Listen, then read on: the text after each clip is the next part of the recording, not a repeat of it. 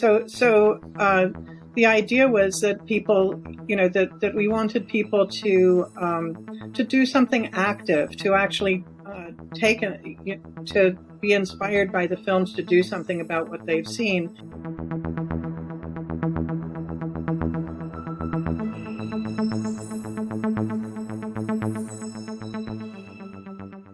Hey everyone, and welcome to another episode of The Missions That Made Them. I am your host, Jason Verdelli. This isn't just a podcast, but rather it's a movement. It's a movement designed to make the world a better place by bringing more awareness to the great work of the people and organizations making a difference, and more importantly, how you can help.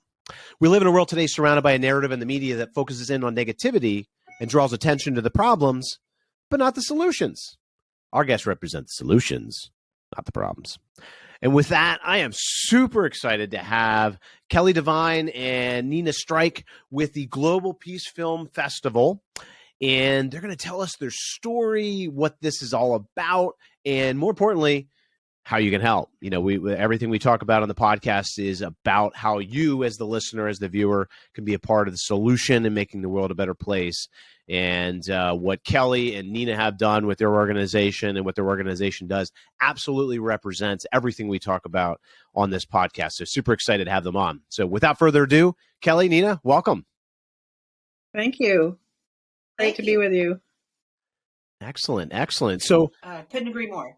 It's hey, we're on the missions that made them, right? We're taking a step in the right direction, right? We're just keeping informing everybody about how they can help. So let's dive right in though. Let's dive into your story. So tell us about what is Global Peace Film Festival? What is the organization about? As the programmer for the Global Peace Film Festival since 2006, the way I think of the Global Peace Film Festival is as story and community in action. Rather than a passive experience where you just go to a film, maybe have a Q&A experience, we really try to create an experience where people will be catalyzed to take action toward creating a more peaceful, just world. And we see the Global Peace Film Festival's function as a hub for narrative support for its community partners and an educational source for its audiences. Okay, great. So go ahead, Nina. So I started the festival. I was hired in 2003 to create a Global Peace Film Festival by a businessman who funded the first festival, but unfortunately went out of business almost immediately. So was left to carry it on my own. My original vision for it was because it was started in the wake of the Iraq War. My original vision for it was not to be about the Iraq War and not to be against peace. I wanted to create something that actually told a story of what does peace look like? How, where do you find peace? So that it was active in a positive way rather than anti this or anti that. So that was one of the motivating forces, and I think it was one of the things that attracted Kelly to the festival as programmer in 2006. So I always like to hear the backstory. So the real reason, let's first let me back up a little bit. So the film festival itself, I know you have a date coming up here. It looks like in September. This is as we do this interview. Looks like it's coming up on the 19th to the 25th in 2022. So is this? Where's this? The film? I guess how does this all get distributed out to the world, so to speak? Well, we, the main festival itself, the one from September 19th to 25th, is in person in Orlando, and we welcome people to travel to the festival. We love having visitors. We have opportunities for hosting people in a host hotel that's centrally located. But the second week of the festival, which is September 26th to October 2nd this year, is virtual, and people can join we have two different platforms for the virtual festival. One is a ticketed platform that people can basically buy a ticket to an individual film or a package multiple tickets or a full festival pass and see whatever they want. And we also have a section called Free for All Shorts, which are available to people worldwide, that are mainly short films that basically speak to the mission of the festival that have been submitted to us.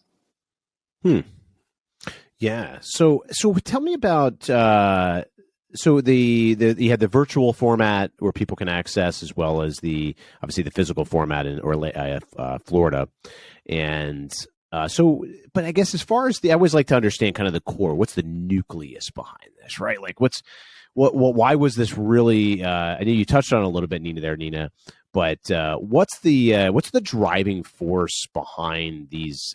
These are independent films, I guess, right? They're independently created, mainly documentary. Okay. Now, are these people that, and I'm speaking completely out of inexperience because I have no knowledge of film festivals and things like that. So, which I'm sure a lot of those people out there, but listening, probably in the same boat. But so what was the core sort of backbone behind this, the nucleus that really drove the creation of the organization? I know you touched on it a little bit, but what's that ultimately kind of, what was the vision? Where's the vision of this organization going as a result? Sure. So in 2006, when I came on board, I had met Nina before on the film festival circuit when I was an acquisitions person at the Independent Film Channel. But I was really yearning to do something that would actually create the promise and the potential of film more directly to audiences. And so I had agreed to come on board if, ironically, since you mentioned, Jason, that you're not that familiar with regular film festivals, right, if we wouldn't be a regular film festival, right, if we would instead of being focused on the craft of filmmaking and the industry behind filmmaking, if instead we were concerned with the way in which film and other art forms can inspire people and can open their eyes to different ways of imagining the world, and we hope in this case that it's a way to imagine the world in a positive way.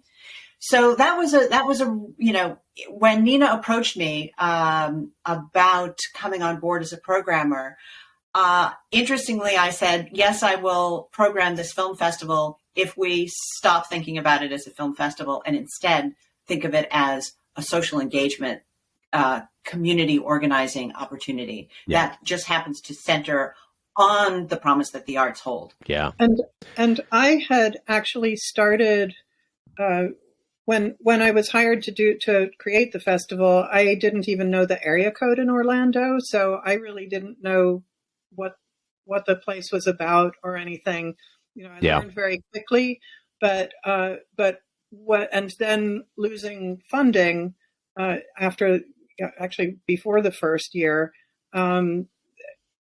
was a real challenge. And what I did to overcome that challenge was really create relationships with community organizations, and those were going to be the beneficiaries of the festival. So the idea was that people, that we wanted people to do something active, to actually to be inspired by the films, to do something about what they've seen, and that actually matched our community partners really well, because success for the festival was driving new volunteers, new members, new supporters to the local organizations that work on the issues about which we program films. So, right. Yeah. So you're very similar to sort of the point of this podcast. If you think about it, it's like, I'm not creating any kind of films or anything like that. However, these interviews are really to drive people to the organizations that have the arms and the legs to actually make change happen, right? So really the point of this is just to inspire, but the organizations are the ones that are actually have people that do the work and that are organizing everything and that type of thing. So is that really the point of the film festival? And your eyes was more not just a film festival, but to really, like you mentioned there, Nina, to involve these organizations into in a way that you're tying them into the experience. Now they're coming to this, they're inspired, but the goal is really then to make sure that they take action to support those organizations that are doing good, that can actually make change and peace happen. Exactly. Am I right with that? On the one hand, and it also benefits the filmmakers too, because filmmakers have put a lot of time, effort, money into creating something that they want to make an impact. And we're kind of a conduit in both directions to help them, to help the organization achieve their objectives and help filmmakers achieve their objectives. And that's the exciting part of it, is when that magic happens. And one of the interesting things about our audience is we have many people. We're this kind of hybrid organization. We are both a community-based organization, and we're somewhat of an arts organization, being a film festival. And so we're not only driving people to the peace groups, environmental organizations, etc. We're also driving people to other arts events because they come to a film festival. We have more people in the audience who've never been to a film festival than almost, I would venture to guess, any other film festival around. And that can spark their interest in something, in another arts event, another film festival, another, something else. So it's actually an exciting role to play. Yeah. Well, and what's really cool about what you're doing is the fact that you're tying it in, but you're tying it in around the concept of one thing, which is that the world peace, right? That's the main focus is these organizations that are making the world a better place. Is that given the name of the organization and everything else? I mean, is that really the core, the center of it, to say, okay, all of this between the community partners and the film festival and tying those things together, the goal of this is to really make this world a more peaceful place to live. Is that, am I missing anything there? Or is there anything you want to add to that? One of the significant things that we wanted to achieve is actually to kind of rehabilitate the word peace. That oftentimes people think of it as some kind of unobtainable utopian goal, when in fact we wanted to demonstrate that peace is actually an approach to conflict.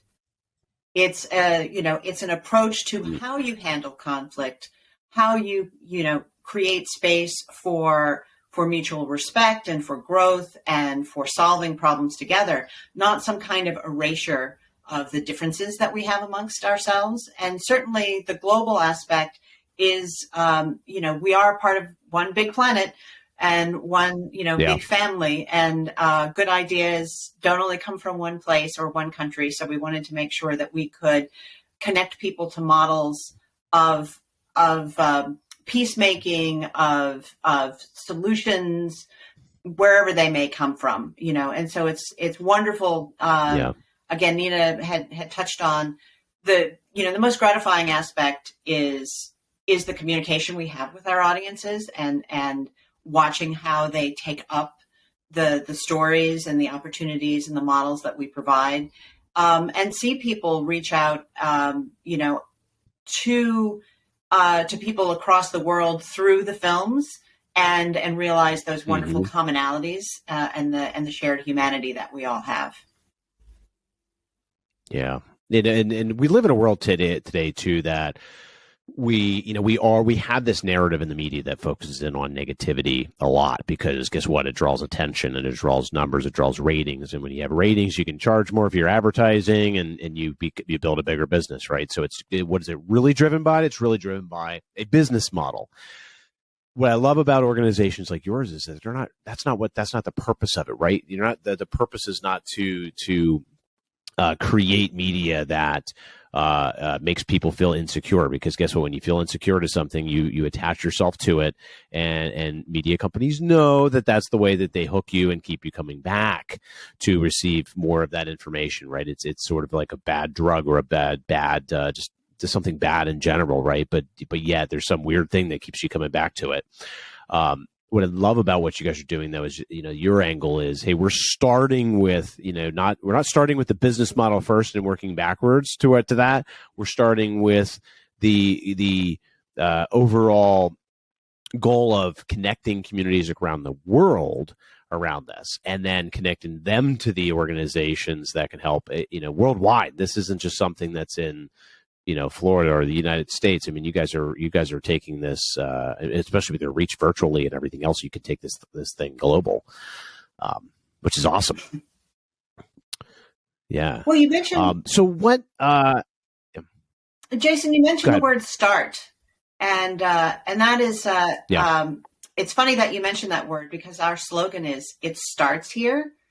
And part of our formulation of that particular slogan is that, as opposed to a typical film festival where everything starts when the lights come down and it's over when the lights come up, for us, when the lights come up and people lean forward in their chair and say, "What can I do?" We want to be there to connect them to something to do. And so that's why that's where it starts.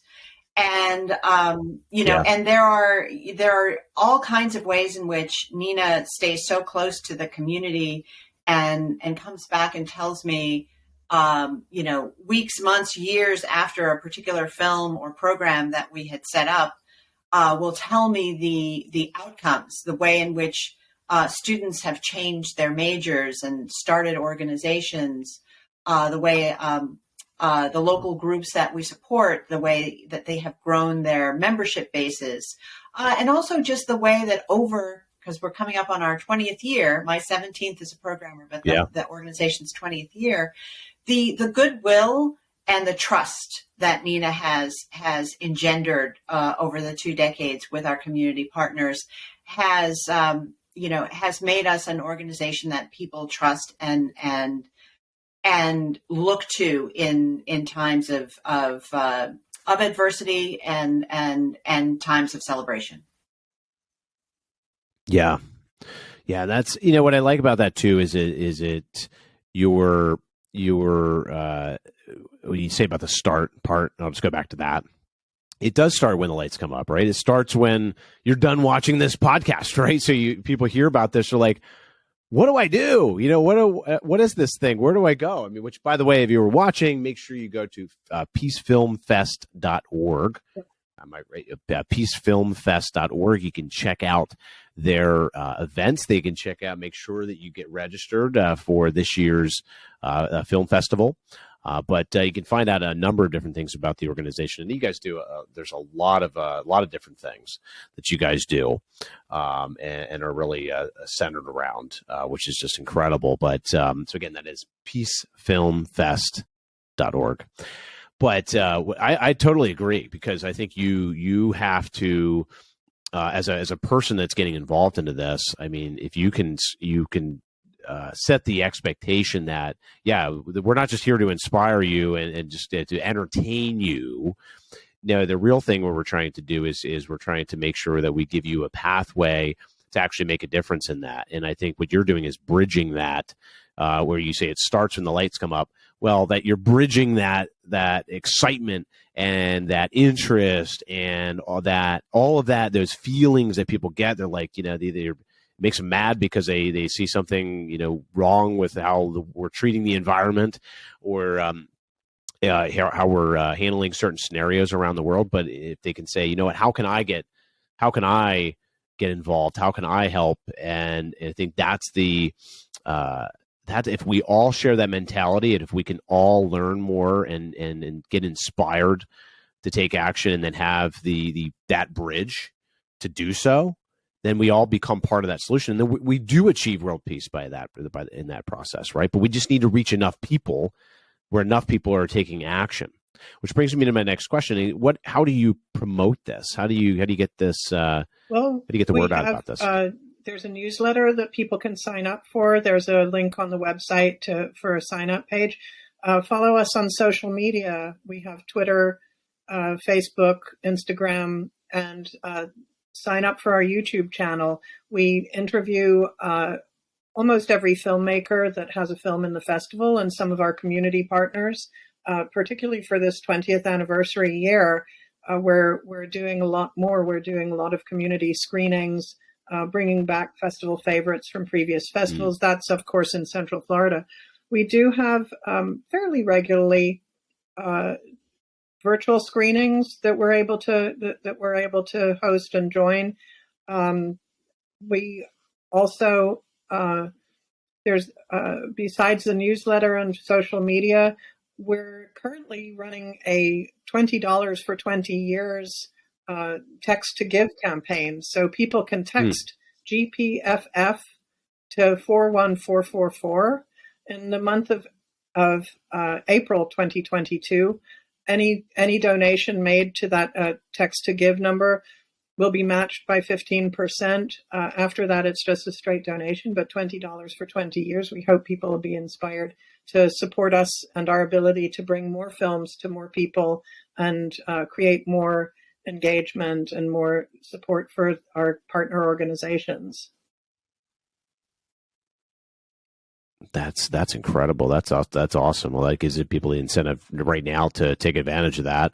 And what a better way to support an organization? What a better transaction than to know that you're supporting an organization that is there to bring world peace. Do we want to live in a better world? Do we want to live in a better environment? Right? If you believe in that, then be sure also to share this interview, and because I mean, and start and go to peacefilmfest.org and share that. Share that with your friends, share that with your family. Learn more about this organization so you can be a big part of that solution as well.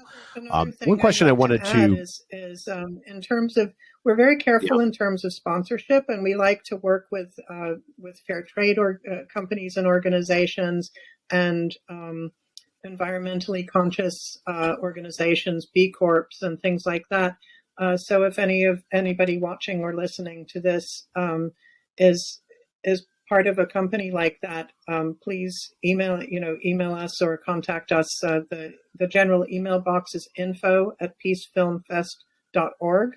We're always looking we want to help magnify those B Corps and good organizations and the work that they're doing as well. That's part of our community too. That's awesome. That's incredible. I wanted to ask a quick question too. The films themselves, I mean, do you find any of these films getting, they're at the festival and everything else, but do they get distributed in other ways? Sometimes yes, sometimes no. We try to program with our community partners in mind and try to find work that has models and that the audience can walk away with tools to address the issues, and not all of those films end up with an opportunity for what people traditionally think of distribution, going on Netflix or some other kind of right. Certainly some of them do, but a lot more of them are distributed by organizations themselves. We have long-running relationships with nonprofits that have realized the power of telling stories to connect people with, the information. And so they are not interested in traditional distribution or making a profit. They are there to, get the message out and get the message across, and are working with organizations such as ourselves to be able to both show the film and to what we really try to do is to also organize wherever possible some kind of activity, post-screening activity, in order to give people that, that extra help in taking action. I see. So the organizations that say they support, something that helps world peace or something that helps the environment, they can, in a sense, license this or use these films to tell that story, right? To connect their audience with their organization. Now, is that usually? Is there any? You mentioned. I know there's really not much of it's not. Focused in on how much money can you make and all that stuff from it, but is that free for these organizations to do, or is it a little bit of a mix, or how do these organizations gain rights to that to the video? That content? Actually depends on the copyright holder of the film. Gotcha. Some, as I said, with some films that are produced by some organizations, there's absolutely no fee whatsoever for watching the films outside of the film festival structure. But for others, there are that it ranges in terms of licenses. And Sure. Nina does a fantastic job of following up with other community partners to make sure that those who can support because there are costs involved in making these films, particularly when we're talking about independent filmmakers. Nina does a wonderful job of making sure that the institutions, particularly educational institutions and library institutions with whom we work, when they find work that is really suitable for them, that they go that extra step and license that work from the filmmakers. And I'd like and I'd just like to add, so about the educational work that we do. We have actually a lot of our screenings take place on college campuses. We have a very high number of students who attend the festival. Many are driven there by their professors, also high school students as well. And we've actually been able to curricularize the festival with at Rollins College. There's a course that works on the festival called Media, Peace, and Justice, and it's actually part of their critical media and cultural studies curriculum. And so that's a real, it's great to have been able to do that. But we work with other colleges.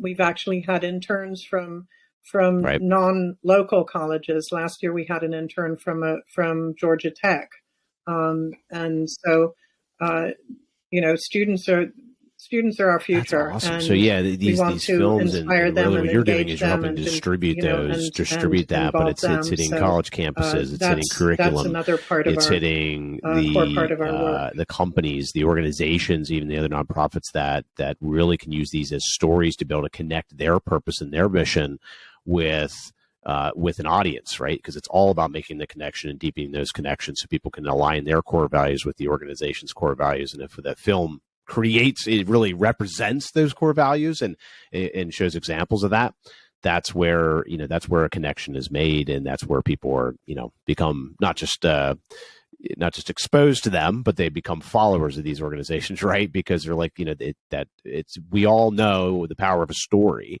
and hearing stories, we relate to movies and everything else more than we do facts, right? So if we see it we see it in a documentary, it's like, okay, well, yeah, somebody might have told us that vegetables were good, or stay away from red meat or something like that. I just know like some of the documentaries that I've seen, But then all of a sudden now you see like something else like Forks Over Knives or something like that on Netflix, and you're like, oh wait a minute, what's so bad with meat or this and that? So I'm not saying I'm going away or another, but it's but either way, it's inspired. Stories like that and documentaries really do inspire people. So.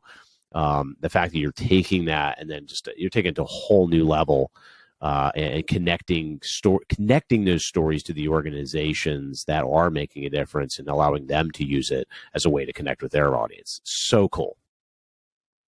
So cool. So as far as somebody that's out there watching this, and again, if you're just tuned in, be sure to go to peacefilmfest.org, peacefilmfest.org. Check these guys out. So what are ways that somebody that's listening can support you, or that you wish to support? Get involved, support, what does that look like? Well, support. First of all, come to the festival. Come to Orlando in September and attend the festival. Sign up for our newsletter. We send it. We send a monthly newsletter which has upcoming events, and also has ways to, several different ways to donate. There's also the text to give that I mentioned earlier. Text GPFF to 41444. We're running a $20 for 20 years campaign to celebrate our 20th anniversary. Of course, you can give more. You can give less too if you can't afford that much. And if you work with or know a social enterprise that might be interested in sponsoring the festival or supporting us in any way, we love to magnify their work, the work of social enterprises, by bringing them on as a sponsor of the festival. And we do our sponsorships in similarly to the way, it's not a money making business model. It's a community building business model. So those are ways. Those are the best ways to support the festival, and we hope to see watch our. A lot of our screenings are free. People are always welcome to donate, of course. If you're not in Central Florida or can't come to Central Florida, we do plenty of virtual stuff. Check out our YouTube channel. There we have interviews with many of the filmmakers who have actually it's over 50 so far that have been in the festival since 2020. Actually, I think it's closer to 100. And listen to them talk about their films. It's about their films, and then support those. So cool. And if you go to peacefilmfest.org, that's peacefilmfest.org. Stream a copy. You can check out their social media accounts. So you can. There's many ways to support us. The bottom of the website. It's all you have for your Facebook, your YouTube links. All those things are just down at the bottom of their website there, so you can check those out. Check out the interviews and everything else on YouTube, and we'll provide a link here from our interview here in the description section of this. But anything else? Is there anything else that you wanted to share? I actually I sort of dug up a text, not a text, an email that somebody had sent to us that I just wanted to read. One of the things we haven't really discussed is some of the specific stories of the festival. And one of the things that we do is we give tickets. This is one of the ways that our sponsorship packages are different. Part of every sponsorship package involves donating tickets to inner city organizations, primarily for inner city youth, diverse youth. And one year we had a film, and we're able to bring a group from a local high school that's a Title I school. And the teacher who who brought the group onto to the festival sent a follow-up email. Oh, sure. I wanted to read part of it rather than paraphrasing it, because the text actually does a lot better. So excuse me looking down to read it. He says the impact of the impact the festival has on our students is immense, because it shows that there are other people deprived in the world, and most are in worse situations than ours. The Global Peace Film Festival gives me a teaching base to explain that they have no excuse not to succeed, because they have all the resources at their hands. I can teach all I want about genocide in Sudan, but it doesn't come to life until they actually leave their comfort zone and watch a documentary or talk to someone who has experienced the struggle. Yeah. And that and the work that you are doing with connecting really this world of stories like that to people that can make the difference, recognizes the work and that we and, do, and inspiring people to say, you have the resources, right? As the email had mentioned, you have the resources, you have the ability to do that, and if everybody does that, if we all can do that in the movement, I think that's really what we're trying to do. Is we're trying to create a movement of that. And the more people that get involved, the more, the deeper the impact that we can make. So yeah, yeah, exactly. Yeah, we're taking the next step taking the next step to how we contribute to the world, right? Engaged citizenry, to And inspire that's engaged that. But citizenry. it all starts here, right? It all starts here, right here in your head, and you can. Yeah, you can actually, well, and it's driven by your heart and everything, but sometimes we allow a lot of things to get through this head, and we're busy. People they're exposed to more information than ever, right? Because of this thing, right? Yeah, well, this phone has changed the attention spans of people and everything else, and it's also created a lot of distraction. So as ability, if you're out there and you're trying to figure out, you bring more purpose to your life. I mean, one of the best ways you can overcome anxiety and depression and those things is just by having a purpose, right? It being connected to something bigger than yourself, and not always looking at yourself and looking at the outside world and saying, how can I be a part of that? How can I make this world a better place than what I came in to, or when I came here that it was. So when we enter into the world like that with that mentality, the world can change. But we gotta get the message out, right? We got to get that to be distributed. So one of the best ways, of course, as you're listening to this and watching this, is to hit share on this video. That's one of the best ways to. This is a great story. I mean, Nina and Kelly. What you guys are doing is absolutely incredible, but we got to get this word out. It's going to start with one person, right? One person shares with another person, shares with another person. So I would urge anybody, one quick way that doesn't cost a dime is just by hitting sharing it out with your Facebook, your Twitter, your Instagram, or wherever the heck you have your social media accounts, and learn. I would urge you to go to peacefilmfest.org and learn more about what this organization is doing, more about the specifics. I mean, we just covered high level today, but I mean, just get involved. I mean, that is you're going to feel so much better by doing that. And so again, be sure to share the video. Be sure to subscribe here at the Missions That Made Them. Be sure to smack the bell so you get the notification on new episodes. And anything else though before we break here, Kelly and Nina? Anything else you wanted to share? I just want to say, Jason, I think you did a great job of summarizing, our mission. Yeah. That we are really there to connect people to opportunities to make the world a better place, to find more fulfillment in their life, to connect with one another. You'd held up your phone there. Yeah, and you can decide whether you want to use it as a distraction or you want to use it as a vehicle and a tool it gets in the way of us, to having make the most change happen. Kind of achievement, And which is connection we between can one another. access things like YouTube videos like this. You can access things like your website. And supporting those independent filmmakers too, through just going to your YouTube channel and listening to the interviews and hearing those stories behind that. It's always interesting to understand behind the curtain of the artist, to understand kind of their motivations and everything else.